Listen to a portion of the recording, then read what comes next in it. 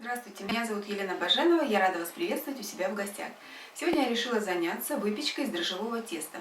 Мы будем готовить кольца с укропом. Это не сладкая выпечка. Для рецепта мы берем муку, молоко, растительное масло, немножко воды, сахар, соль, яйца, укроп, дрожжи у меня сухие и сливочное масло. Берем миску, в которой будем готовить тесто. Наливаем сюда теплое молоко, не горячее, я его уже разогрела в микроволновой печи, так проще. Добавляем немножко водички, весь сахар, пару ложек муки.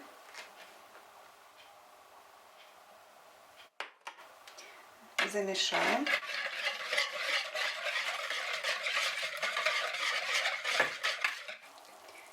И высыпаем сюда дрожжи. Оставляем минут на 10-15. Видно, что дрожжи проснулись. Теперь сюда добавляем остальные ингредиенты. Масло растительное, соль, яйца. Используем одно яйцо и один белок.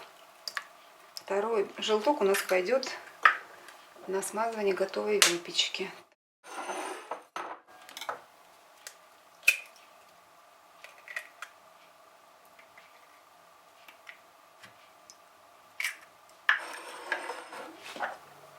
Немного размешаем.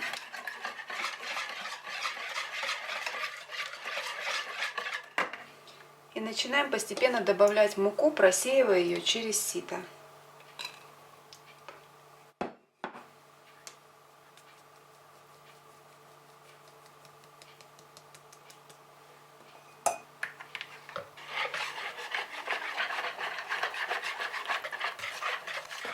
В итоге у нас должно получиться вот такое мягкое эластичное тесто. Оно как бы к рукам прилипает, конечно, но не обволакивает их. Муку регулируйте сами, потому что яйца у всех разные и может немножко больше взяться муки. Все, тесто готово. Формируем колобок, выкладываем в миску.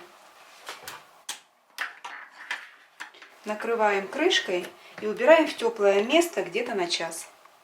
Через час тесто поднялось, мы смазываем руки растительным маслом, пересыпаем в тесто нарезанный укроп и вмешиваем укроп в тесто аккуратно.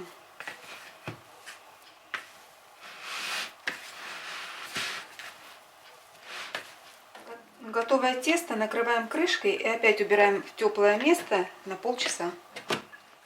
Тесто готово. Отрываем небольшие кусочки.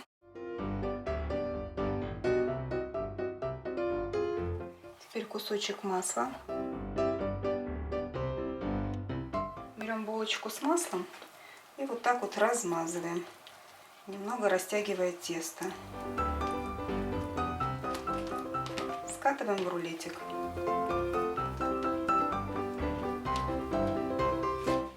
Теперь рулетик скатываем в такой вот жгутик, крутим, а края соединяем.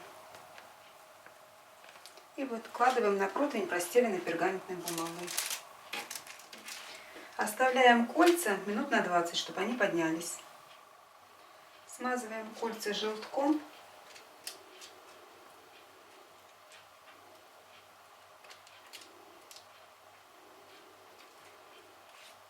Хорошо промазываем, чтобы они у нас были румяные. И отправляем запекаться в разогретую до 180 градусов духовку.